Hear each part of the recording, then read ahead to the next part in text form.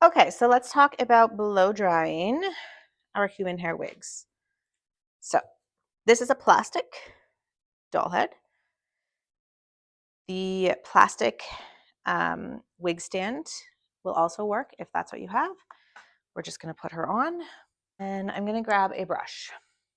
I do want to be really gentle because she is wet, so I am going to make sure that I am holding her where she is and that I'm not putting a ton of bristle pressure on the lace. Okay. I also like to make sure that her part is actually where I want the part. So I wear a side part, so she is cut to a side part. We definitely can use all of our normal product on our human hair girlies. There is no product you can't use. So anything that you have that you typically would use on your hair is absolutely safe to use on your wig. We want to use conditioners, oils, a blow dry balm is fine. We want to use anything that's moisturizing or hydrating.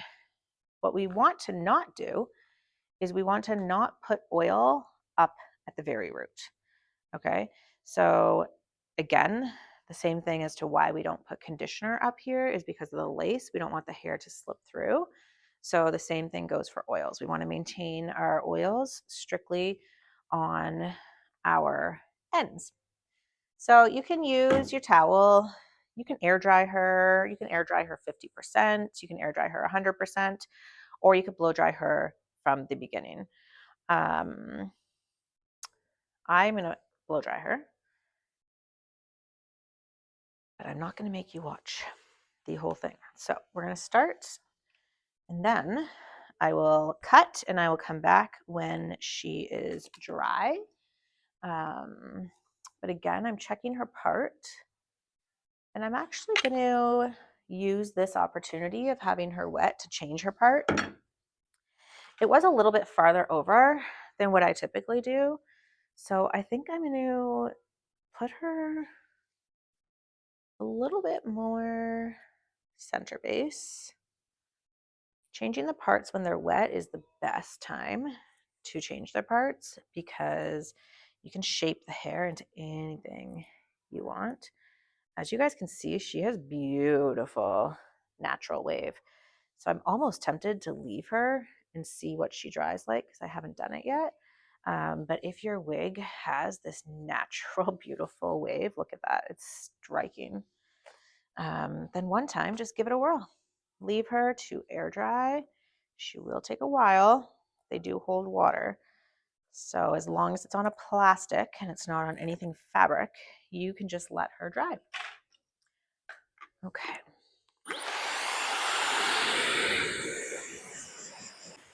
So I tend to find that wigs that look flatter up top look more natural.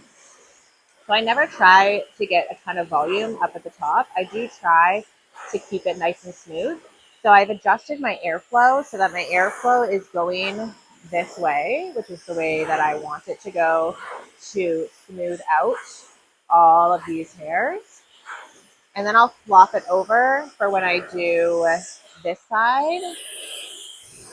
And I'm just using my hands. I'm just creating some airflow through my hands and keeping it nice and tight.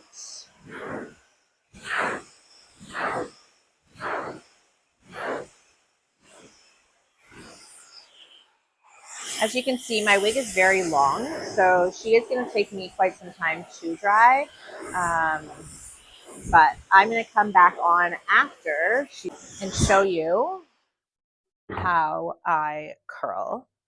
Okay, so a few points to mention when blow drying a wig are that the bristles of your brush really matter. So this brush has very small balls on the ends of the brush. This is okay and safe to use on your wig. as well as a round brush. There's no balls on that. What happens with the balls is that they can get caught in the lace, especially as it gets worn and worn more. So again, I'm always holding my brush up. I'm never going like this and pulling on the lace. My brush is always this way so that I'm not damaging or moving my lace when I don't need to. The other thing to take away from blow drying your wig is that it is okay to round brush your wig, but again, we don't necessarily want to round brush up here for volume, but we can round brush if we want volume elsewhere. I just find if you round brush up here, what happens is it has too much volume that it doesn't look natural. So we do want to keep it as smooth at the top as natural. What you're going to notice is maybe the first time you wash it, maybe you've already noticed it, but you're going to have all of these little hairs here. These are called return hairs, and they are part of the wig construction. So there is nothing that you can do to get rid of those, but what helps to blend those down is smoothing the top. So the way that I did it with my blow dryer and held all the air this way and then all the air this way, that is the best way to get that return hair to just flatten into the natural wig hair. So she's almost dry.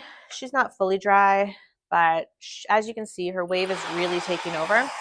So I'm going to use the round brush just to help me smooth out her hair. Again, I don't have her secured onto this wig stand, so I have to be gentle.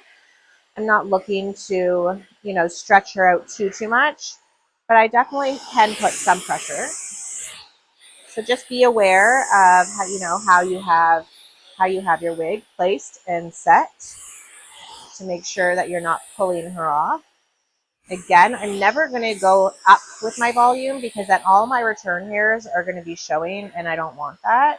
So we always want to make sure that the direction of the airflow is facing down on our hair too, but more so on our wigs because of the return hair.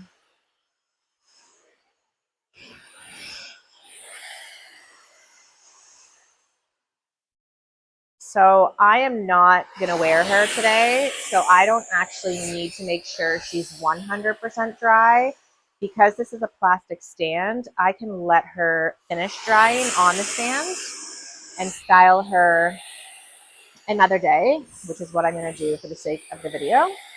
But I just wanted to show you guys some options for blow drying your wigs. Round brushes are okay, flat brushes are okay, paddle brushes are okay.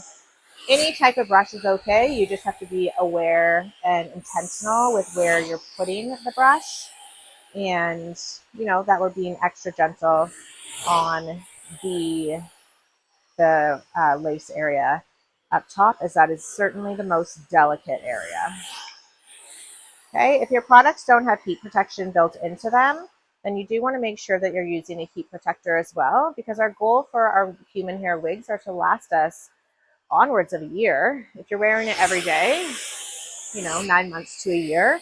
But if you have a few that you're rotating between, our goal is so that they last forever. So the more gentle we are, the more delicate we are, the better we are with protecting the hair and making sure that it has heat protection in it and we're not damaging the hair, because obviously it can't get any nutrients from our scalps.